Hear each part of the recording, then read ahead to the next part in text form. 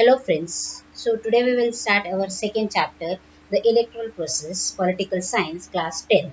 So look at this election process, how it will be campaign against. Look at this, like a general election, possible run out of, election college presidential, take office as a elected office, declare candidacy, then campaign to the create public interest and support phases first, primary education, election and or circus. So look at this table. So let us start our chapter number 2, the electoral process. So look at this first. Election Commission of India. अब election commission किस तरह का सा है India का ये देखिए. So division of a constituency, then preparing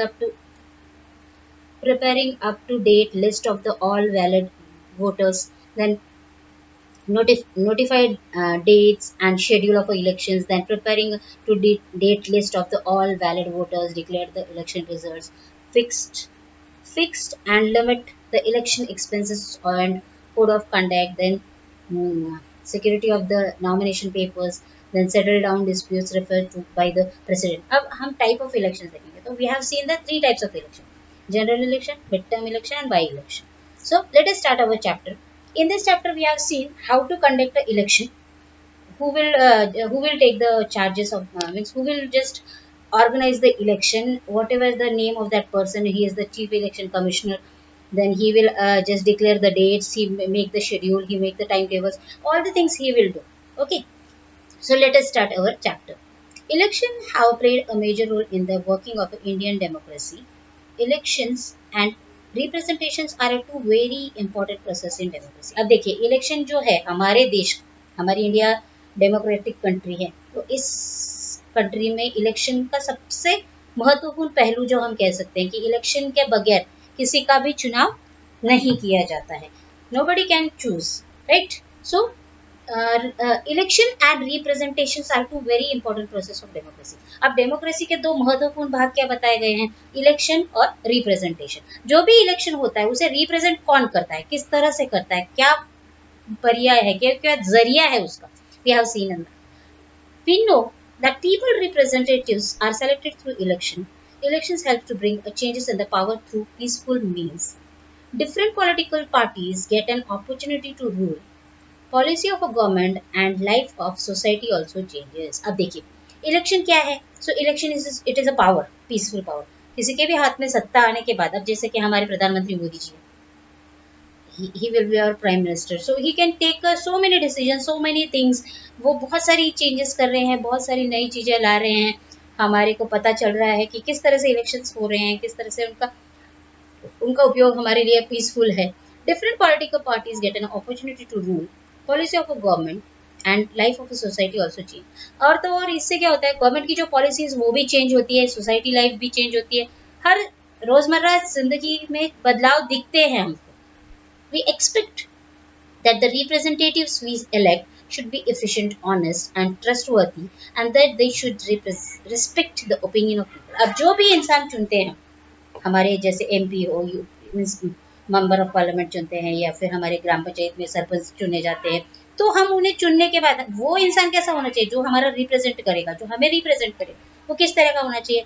वो एक सच्चा इंसान होना चाहिए, जिसे हमारी बात समझनी चाहिए, जो हमारी बात, हमारे ओपिनियंस को सुन सके, जिस पे हम विश्वास कर सके, वो आगे चल के हमारी बातों को वहां तक पहुंचा सके. Right. The electoral process should also be a free, fair and reliable. अब जो भी इलेक्शन होता है वो किस तरह से हो, प्रोसेस किस तरह से होनी चाहिए, पूरी तरह से फ्री होनी चाहिए, पूरी तरह से मीन्स उसमें पूरी सच्चाई हो, इसमें ट्रांसपेरेंसी हो, देन वो जो भी चीज हो वो पूरी तरह से ऑनेस्टी के साथ हो. To ensure that the constitution of India has made provision for an independent. और इंडिया के हमारी जो कॉन्स्टिट्यूशन है, हमारी जो संविधान है, उसमें हर एक को हक दिया गया है इसका. Election commission to administrate the election process in India. अब जो भी इलेक्शन कमीशन बनता है, उस कमीशन का पूरा उनके ऊपर, वही उसको एडमिनिस्ट्रेट, वही पूरा उसका जानकारी. जैसे कि अब हम एग्जांपल लेते हैं, हमारे प्रिंसिपल के एडमिनिस्ट्रेशन, अब हमारे प्रिंसिपल तो वो हमारे एडमिनिस्ट्रेशन, वो क्या करते हैं, पूरी स्कूल की किस तरह से डेवलपमेंट होनी चाहिए, क्या होना चाहिए, सो वो देखते हैं. तो सेम उसी तरह से इलेक्शन कमीशन जो एडमिनिस्ट्रेटर होता है, वो क्या करता है, इलेक्शन किस ढंग से लेना चाहिए, किस तरह से होना चाहिए, किस वक्त होना चाहिए, उसके लिए क्या क्या पॉइंट्स, मुद्दे जरूरी है, वो सारे वो देखता है. Okay. Now Election Commission of India and state level state election commissions conduct all important elections in our country. अब हमारे इलेक्शन कमीशन जो है इंडिया का वो state level state election commission conduct करते हैं, like all important elections in our country. हमारी country में जितने भी स्टेट्स हैं उनके उनके वहाँ पे इलेक्शन कमीशन होता है जो वो वहाँ के स्टेट लेवल पे इलेक्शंस कंडक्ट करते हैं. The entire process of election from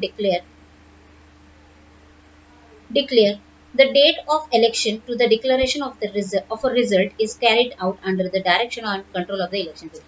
अब जो भी इलेक्शन होता है, जो भी प्रोसेस होती है, जितनी भी प्रोसेस चलती है, उसका क्या किया जाता है, उनके कब इलेक्शन लेना है, मीन्स वो डेट. देखिए मैंने यहाँ पे आपको बताया, देखिए preparing up to date list of valid voters. अब वो वोटर्स के लिए डेट्स दी जाती है, किस दिन वो मतदान करेंगे या किस तरह से होगा, या फिर notified dates and schedule, election का जो डेट शेड्यूल किया जाता है वो बताया गया. और तो और लास्ट में उसका रिजल्ट किस तरह से होना चाहिए वो भी बताया जाता है. वो कौन बताता है, तो वो इलेक्शन कमीशन सब करता है, उनके कंट्रोल में सारा होता है. The election process is an inspirable component of a comprehensive democratic process. In this chapter, we will understand the structure, functions, and role of the Election Commission. We will also discuss the reform required to be made in the electoral process. अब देखिए इस chapter में हम क्या पढ़ेंगे, election कैसे conduct करना है, उसके पॉइंट्स क्या है, उसके फंक्शंस कैसे हैं, उसका स्ट्रक्चर क्या है, उसके मुद्दे क्या है, उसके ऑब्जेक्टिव्स क्या है, उसके एनालिसिस क्या होता है, ये सारी चीजें हम हमारे चैप्टर में पढ़ेंगे. Now we can go for our first point, that is election commission. अब ये इलेक्शन कमीशन क्या होता है, ये एक प्रोसेस होता है जहां जिसके थ्रू इलेक्शन कंडक्ट किए जाते हैं. Now look at this. In India the election commission is central to the process of election. Art 324 of the Indian Constitution has established this autonomous body which consists of one chief election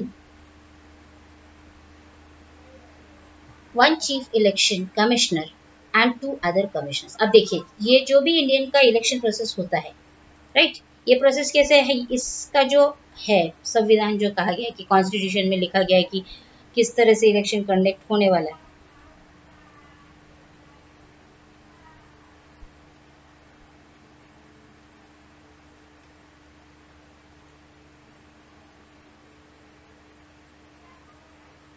Indian Constitution has established this autonomous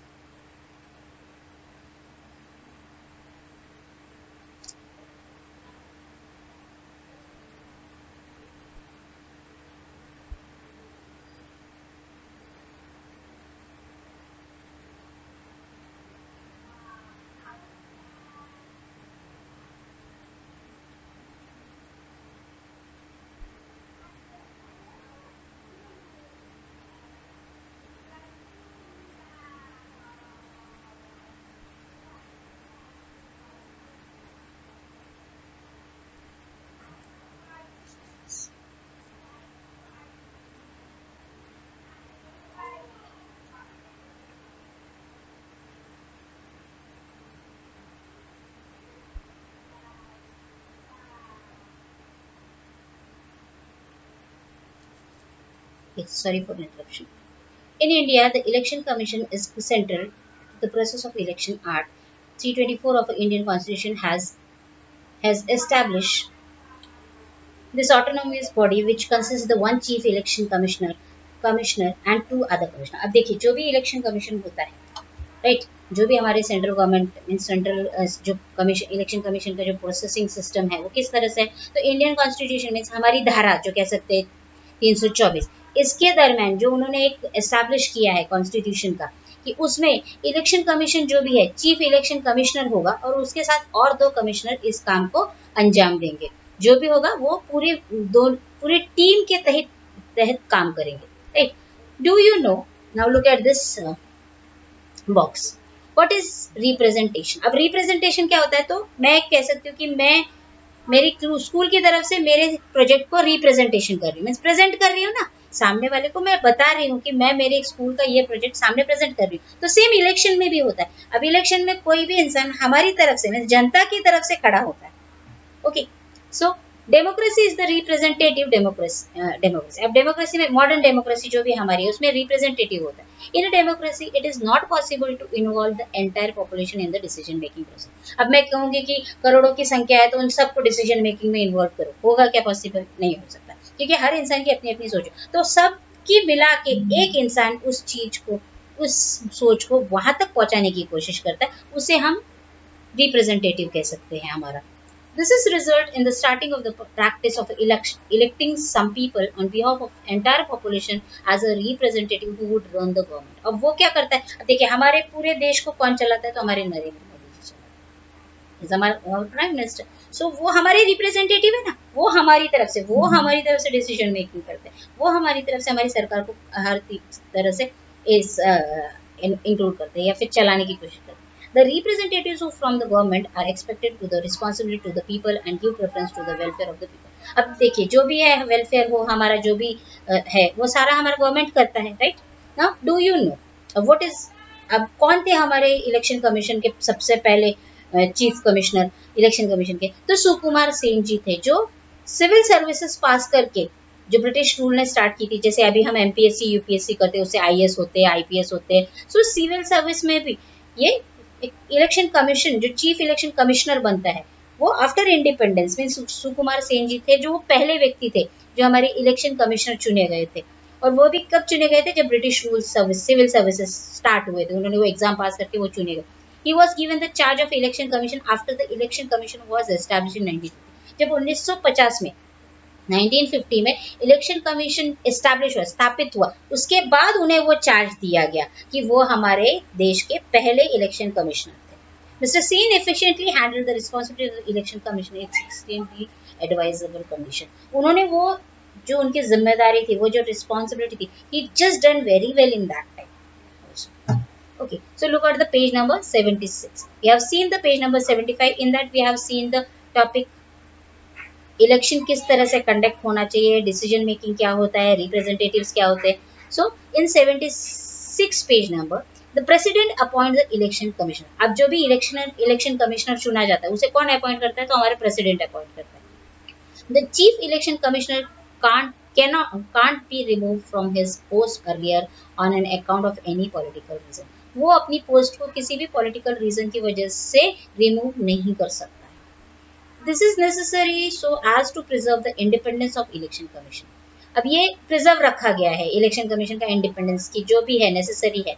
There is a separate provisions made for the expensive of election. अब जो हमारा कह सकते हैं ना कि rules expense, जो भी खर्चा इलेक्शन पे किया जाता है, जो भी, उसे एक अलग जरिए से, मीन्स अलग प्रोविजन उसके लिए भी रखा गया, मीन्स अलग एक संविधान उनके लिए भी बनाया गया है। Okay, the election commission does not have a separate staff format. अब देखिए, इलेक्शन की ड्यूटीज लगती है, तो इलेक्शन की ड्यूटीज के लिए वो लोग अलग से एक सेपरेट स्टाफ नहीं कंडक्ट करते। वो क्या करते हैं? ये सारी ड्यूटीज डिस्ट्रीब्यूट की जाती है बड़े बड़े ऑफिसर्स में, टीचर्स में, एम्प्लॉयज में। ये सारा इलेक्शन का जो भी प्रोसेस होता है, जो कुछ भी होता है, वो एग्जीक्यूट करने के लिए all type of peoples they will help for that election. Okay, so now we can go for the next topic, that is the functions of election commission. But in this box, do you know, आप ये जानना चाहोगे कि special campaign to create awareness among the voters is run for a voter registration. अब voter registration क्यों होना चाहिए, किस लिए होना चाहिए? The national voter day is celebrated for the purpose. अब किस दिन national voter day celebrate किया जाता है? अगर हम कहें, हम अगर देखें तो किस दिन सेलिब्रेट होता है नेशनल वोटर डे, वो भी हमें पता होना चाहिए। So now our first point, that is a function of election commission का। इलेक्शन कमीशन का हम फर्स्ट पॉइंट देखेंगे, वो क्या है।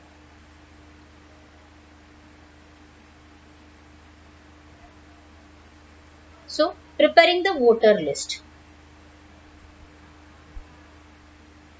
अब देखिए, हमारा जो नेशनल वोटर डे सेलिब्रेट होता है वो 25 जनवरी को होता है। ओके, 25 जनवरी को वो नेशनल वोटर्स डे करके सेलिब्रेशन होता है उसमें। Then we can look at the preparing the voter list. अब वोटर लिस्ट कैसे प्रिपेयर करनी चाहिए? अब हमारी ये फंक्शंस है, राइट? इलेक्शन कमीशन के ये फंक्शंस है कि इसमें वोटर लिस्ट कैसे प्रिपेयर होगी, क्या कैसे होगा, तो ये सारी चीजें वो हमें बताएंगे। Now first point is a preparing the voter list. अब वोटर लिस्ट प्रिपेयर करने के लिए तो एज क्राइटेरिया रखा गया, पहले हमें 21 एज क्राइटेरिया दिया था, अब हमारे एज 21 से कम करके 18 कर दिया। अब जो भी सिटीजन होगा इंडिया का, वॉट एवर ही और शी और he, they will write there in completing the 18 year, he will right to give vote for anything। 18 साल पूरे करने के बाद उन्हें मतदान मीन्स उन्हें वोटिंग करने का हक मिल जाता है, राइट्स मिल जाते हैं। To exercise the right of vote, citizen name must be in the voter list। But उसका सबसे बड़ा हम वो कह सकते हैं ना कि अधिकार उन्हें मिला है, लेकिन कैसे, जब उनका नाम उस वोटर लिस्ट में होगा तभी वो वोट कर सकते हैं। अगर वोटर लिस्ट में उनका नाम नहीं है तो उन्हें वोट करने का अधिकार नहीं होता है। बट इसके लिए भी इलेक्शन कमीशन ही जिम्मेदार होता है। वो क्या करते हैं, जो एलिजिबल वोटर मीन जिनका एज कंप्लीट 18 है, उनके लिए एक लिस्ट बनाई जाती है। उनका अगर वो नहीं है उस लिस्ट में इंक्लूड, तो उनके लिए न्यू फॉर्म इशू किया जाता है। देखिए अभी बहुत से इसमें अगर आधार कार्ड भी रहा, आधार कार्ड मैंडेटरी सब जगह पे माना जाता है। अब वोटर लिस्ट के लिए उन्हें वोटर आईडी भी दिया जाता है, वो वोटर आईडी होगा तभी आप वहाँ पे वोट कर सकते हो। तो इसलिए क्या किया है, इलेक्शन कमीशन के पास ही वो अथॉरिटी है कि वो उन्हें वोटर कार्ड दे। अगर उनका नाम उस लिस्ट में नहीं है तो वो किस तरह से उसे लिस्ट में उसे ऐड करे, ये सारी ड्यूटी हमारी इलेक्शन कमीशन की होती है। Now why is it require, अब क्यों रिक्वायर है, ये आप जानना चाहोगे। When candidate have only the condition of age is eligible, why should they give other information to election? अगर वो कैंडिडेट एलिजिबल है तो उसे क्या जरूरत है अगर आपने ज्यादा जानकारी देने की, कि जैसे उसे प्रॉपर्टी कितने है, उसके बच्चे कितने, ये सारी इन्फॉर्मेशन देनी पड़ती है। Why are the candidates required give the information of their properties to election? अब क्यों जरूरत है, तो वो जानना चाहते हैं कि कितना उनका खुद का मालमत्ता है या फिर उनकी प्रॉपर्टीज है, या उन्हें किस तरह की उनकी कास्ट वगैरह सारी चीजें इलेक्शन के लिए बहुत ज्यादा इंपॉर्टेंट होती है। Now look at the second, decide the timetable and the programme of election. अब इलेक्शन लड़ना है तो मैं बोलूंगी कि मुझे कल ही इलेक्शन लड़ना है, चलेगा क्या, नहीं। उसके लिए मुझे पहले पूरा शेड्यूल करना पड़ेगा, मुझे टाइम टेबल बनाना पड़ेगा, मुझे डेट्स डिक्लेयर करनी पड़ेगी, मुझे प्रॉपरली सारी चीजों को प्लान करना पड़ेगा। Without planning I can't do anything.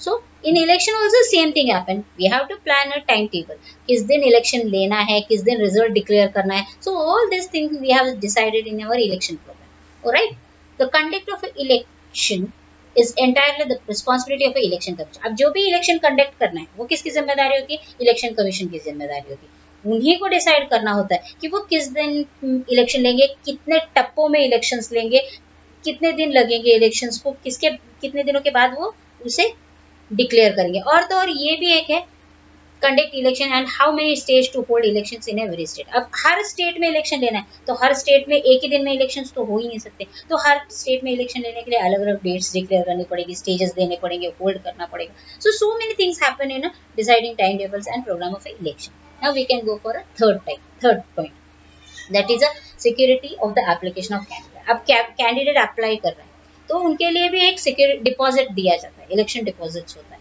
जो भी इंसान जो भी प्रेजेंट करेगा, जो भी पॉलिटिकल पार्टी में से जो कैंडिडेट सेलेक्ट हो, उसके लिए भी उसे डिपॉजिट देना पड़ता है। So when ever he just fell down और वट एवर वो इलेक्शन में जीतते नहीं हारते, तो वो डिपॉजिट सरकार की तरफ जमा हो जाता है।